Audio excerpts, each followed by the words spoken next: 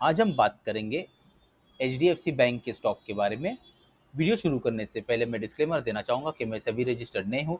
यह वीडियो मैं सिर्फ एजुकेशनल पर्पस के लिए बना रहा हूँ। इस वीडियो के बेसिस पर आप बाय सेल या होल्ड का डिसीजन मत लीजिए, आप अपना रिसर्च खुद कीजिए।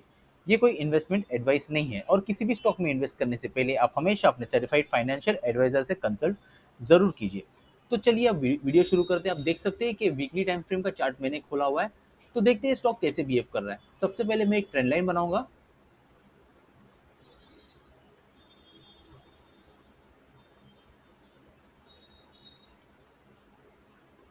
अब मैं एक काउंटर ट्रेंड लाइन बनाता हूँ।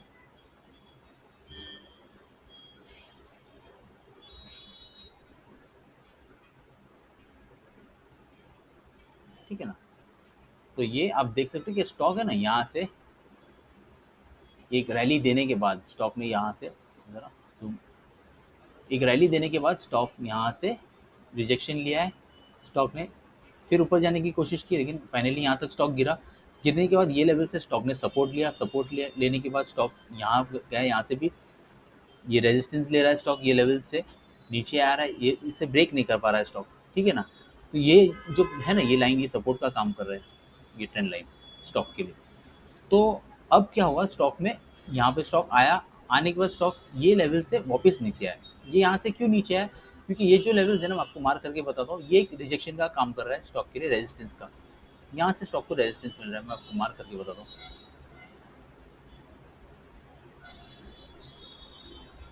ये ये देखिए, ये ना ये एक रेजिस्टेंस का काम कर रहा है स्टॉक के लिए, ये लेवल। अब देख सकते यहाँ पे ना, आप देखो कि स्टॉक आया नीचे, फिर ऊपर जाने की कोशिश की, लेकिन ये ना ये रेजिस्टेंस का काम कर रहा है। नीचे आया, फिर स्टॉक ने इसे तोड़ दिया था, लेकिन तोड़ नहीं पाया, सस्टेन नहीं कर पाया। फिर यहाँ से नीचे क्लोजिंग दिया स्टॉक ने।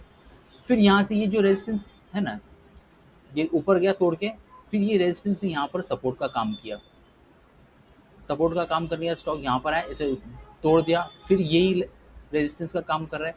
फिर यहाँ पर भी रेजिस्टेंस का काम किया, फिर ये ऊपर गया, फिर नीचे आके तोड़ दिया। अब फिर यही लाइन रेजिस्टेंस का काम कर रहा है स्टॉक के लिए। तो स्टॉक अगर ऊपर जाना चाहता है तो यहाँ तक तो स्टॉक है ना, ये लेवल्स, ये भी आप देखेंगे ना, ये भी एक रेजिस्टेंस का काम कर सकता है स्टॉक के। लेकिन फिर भी स्टॉक यहाँ तक अगर ऊपर जाना चाहता है तो फर्स्ट स्टॉक के लिए यहाँ पर एक रेजिस्टेंस रहेगा, ये लेवल एक रेजिस्टेंस का काम कर सकता है स्टॉक के लिए। अगर स्टॉक ऊपर जाना चाहता है यहाँ से, तो इसे एक बुलिश कैंडल के साथ यहाँ पर अगर क्लोजिंग देता है ये लेवल के ऊपर, इसके ऊपर, तो इसका फर्दर रेजिस्टेंस रहेगा ये लेवल। ओके, ये लेवल, अगर ये लेवल भी अगर स्टॉक तोड़ना चाहता है तो ऐसे एक ही फ्लो में तोड़ेगा तो स्टॉक वापस नीचे आ जाएगा। तो अगर स्टॉक यहाँ पर आया, यहाँ पर आने के बाद यहाँ पे आहिस्ता आहिस्ता धीरे धीरे करके ये लेवल्स तक स्टॉक आ गया, पहुँच गया। ठीक है ना, मैं जरा खींचता हूँ लाइन को। यहाँ तक अगर स्टॉक पहुँच गया तो यहाँ पर स्टॉक ना कंसोलिडेट करके अगर ब्रेकआउट देता है एक बुलिश कैंडल के साथ, तो ये ऊपर के लिए एक मूव दिखा सकता है स्टॉक, एक नया हाई बनाने की कोशिश कर सकता है वो स्टॉक।